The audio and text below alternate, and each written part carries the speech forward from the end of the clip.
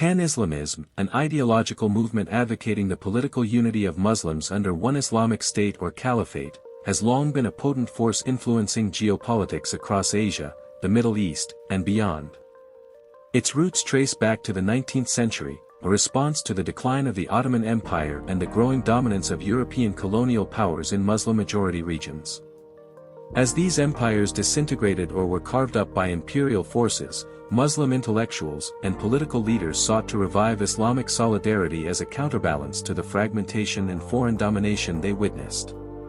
The movement promised not only spiritual unity but also political empowerment, envisioning a world where Muslim nations could collaborate, resist Western hegemony, and assert their collective rights on the global stage. At its core, Pan-Islamism is a complex blend of religious, cultural, and political ambitions. It aims to transcend the artificial borders imposed by colonialism, which split Muslim communities into various nation-states often at odds with one another.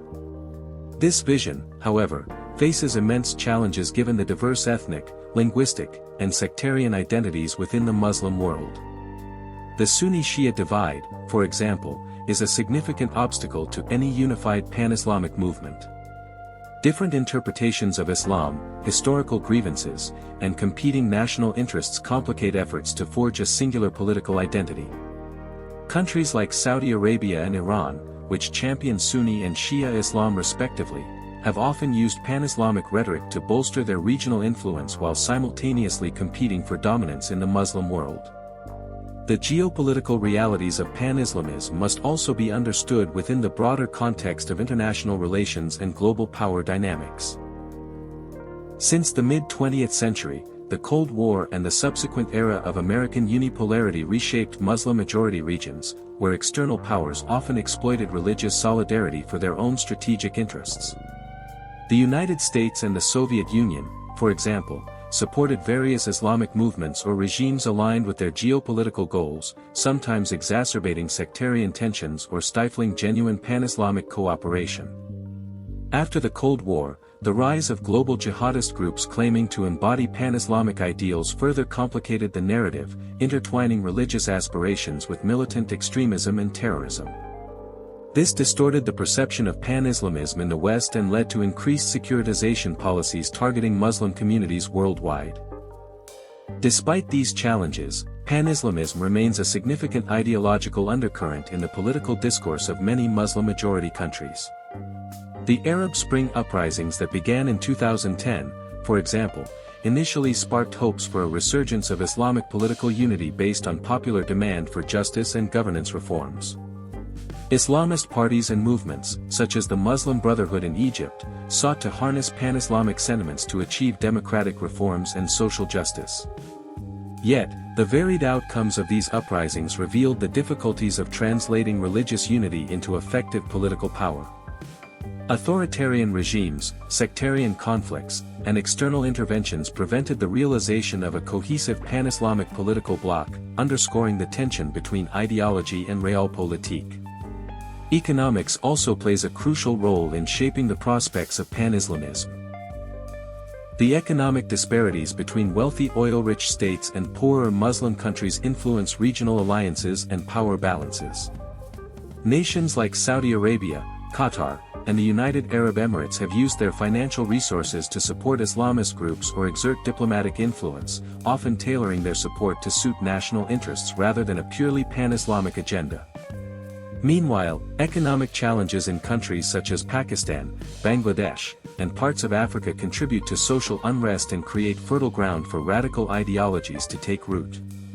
Economic cooperation initiatives like the Organization of Islamic Cooperation, OIC, attempt to foster Muslim solidarity, but their effectiveness is limited by competing national priorities and political rivalries. In recent years, new geopolitical shifts have further complicated the Pan-Islamic landscape. The rise of China as a global power, with its Belt and Road Initiative extending through many Muslim-majority countries, introduces a new dimension of economic and strategic competition. China's engagement with countries like Pakistan and its controversial policies in Xinjiang, home to the Uyghur Muslim minority, have implications for Islamic solidarity and international Muslim advocacy. Similarly, Russia's reassertion in the Middle East and Central Asia involves complex interactions with Muslim populations and states, where pragmatic alliances often override ideological affinities.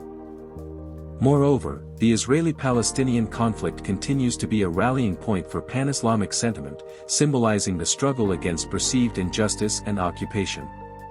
However, the fragmentation of Muslim political unity has meant that responses to this conflict vary widely, with some countries normalizing relations with Israel while others maintain staunch opposition.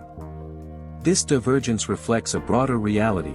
Pan-Islamism, while inspiring in theory, remains deeply entangled with national interests, historical legacies, and pragmatic calculations. In conclusion, Pan-Islamism is a multifaceted phenomenon deeply intertwined with the geopolitical realities of the Muslim world and global power structures. While it offers a powerful vision of unity and resistance, the practical challenges posed by sectarian divides, national sovereignty, economic disparities, and external interventions continue to shape its evolution. Understanding Pan-Islamism requires looking beyond idealistic aspirations to the complex web of historical, political, and economic factors that influence Muslim-majority countries today. The future of Pan-Islamism will likely depend on how these realities are navigated and whether a shared sense of identity can overcome the divisions that have long defined the region.